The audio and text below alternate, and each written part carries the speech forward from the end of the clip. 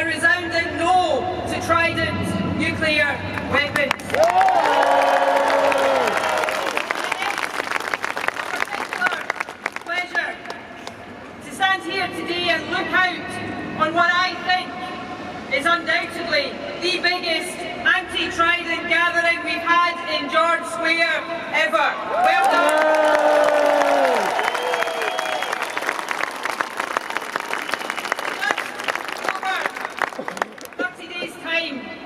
We have a wonderful opportunity. You know, I stood on a platform on Thursday night in Manchester with the other leaders.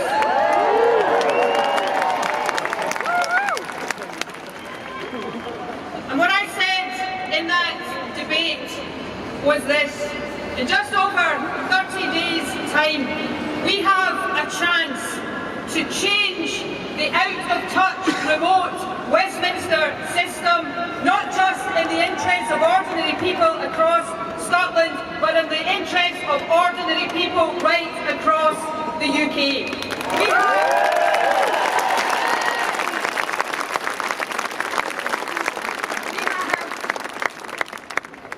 We have a chance to say to that out-of-touch Westminster system, your priorities are not our priorities, and the people intend to rewrite your priorities so that they serve ordinary people.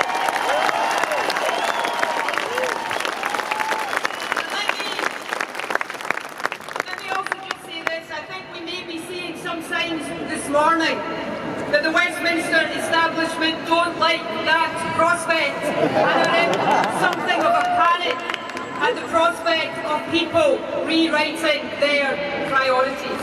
And friends, there is no more powerful illustration of the misguided priorities of the Westminster establishment than the proposal to spend £100 billion renewing weapons of mass destruction on the River Clyde. That is the wrong priority, and that priority must change.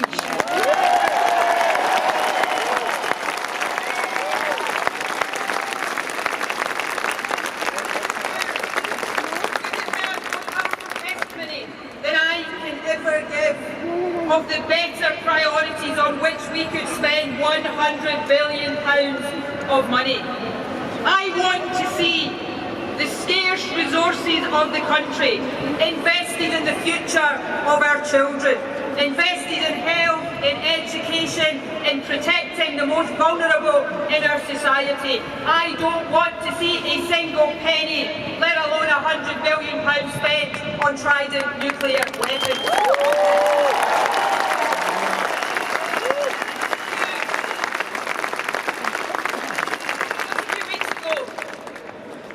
Commons, there were within a very short space of each other two votes, and in both of these votes we saw Labour, Liberal and Tory MPs troop through the same lobby. The first of those votes was to impose a further £30 billion of austerity cuts, and the second of those votes that saw Labour, the Tories and the Liberal Democrats link arms and go through the lobbies was to spend £100 billion on Trident nuclear weapons. What better illustration of the fact that Westminster has its priorities wrong?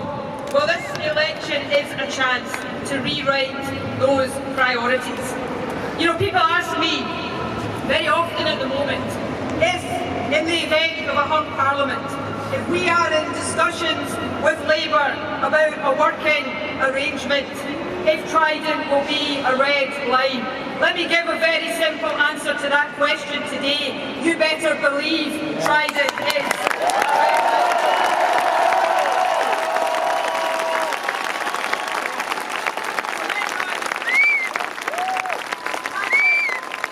As Patrick said earlier on, let us over these next 30 days, not just ourselves, be determined to vote against Trident, but persuade others to take this opportunity to put this issue at the very heart of the Westminster debate.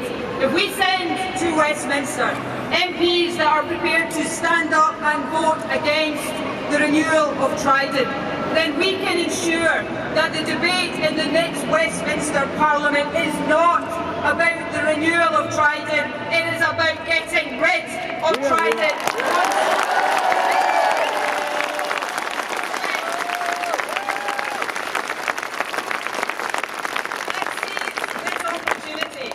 It won't come as any surprise to any of you to hear how I want you to vote on May the 7th. It's SNP in case you were wondering. But what I will say to you, and Patrick will say what he will say there, but what I think will unite both of us is this. Do not vote for any candidate that will vote for the renewal of Trident. Let us make sure that we send a progressive alliance of anti-Trident MPs to the House of Commons to say no to Trident once and for all. Thank you very much.